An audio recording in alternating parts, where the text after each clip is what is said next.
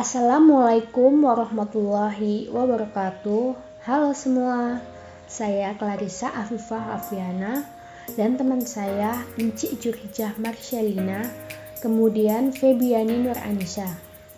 Kami dari Program Studi Biologi Fakultas Sains dan Teknologi Terapan Universitas Ahmad Dahlan.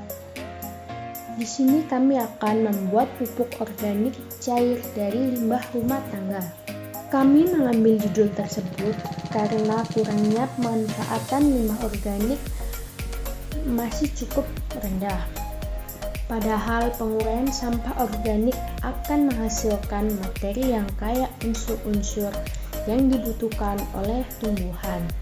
Sebelum memasuki proses pembuatan pupuk organik cair dari limbah rumah tangga, di sini kami akan menjelaskan apa itu limbah organik.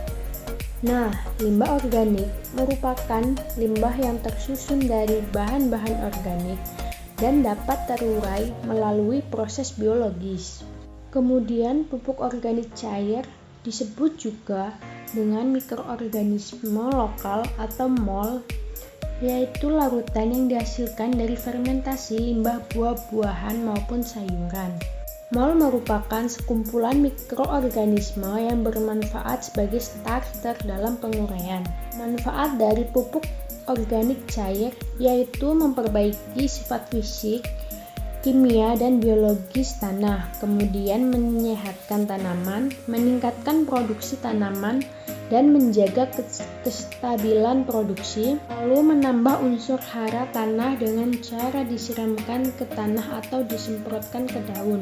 Keunggulan dari pupuk organik cair yaitu bahan yang digunakan relatif murah. Pupuk dalam bentuk cair lebih mudah terurai oleh tanaman. Selanjutnya kita akan masuk ke proses pembuatan pupuk organik cair. Pembuatan pupuk organik cair dari limbah rumah tangga bertujuan untuk memanfaatkan limbah organik menjadi produk yang bermanfaat. Lokasi pembuatan pupuk tersebut di Tamanan Kulon Banguntapan, Bantul, DIY. Selanjutnya kita akan memasuki ke proses pembuatan pupuk organik cair. Alat dan bahan yang digunakan sebagai berikut. Langkah yang pertama, limbah organik dipotong menjadi kecil-kecil. Limbah sayuran dan buah-buahan dipotong menjadi kecil-kecil yang berfungsi untuk mempercepat proses penguraian.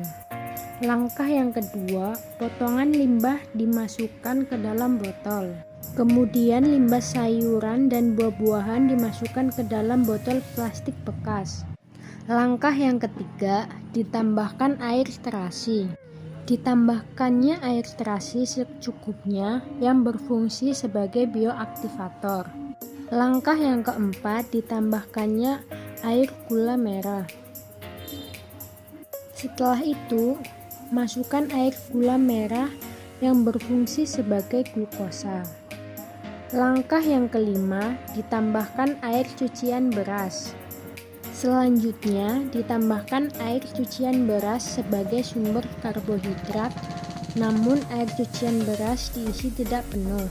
Langkah yang keenam, pencampuran semua bahan. Setelah semua bahan ditambahkan, botol ditutup dan digojok sampai semua bahan tercampur merata. Lalu setelah semua proses selesai, botol disimpan di suhu ruang. Dan tutup botol dibuka setiap 2 hari sekali untuk mengeluarkan gasnya. Hal ini agar pupuk organik cair tidak meledak karena terlalu banyak gas di dalam botol. Berikut ini hasil akhir pembuatan pupuk organik cair dari limbah rumah tangga.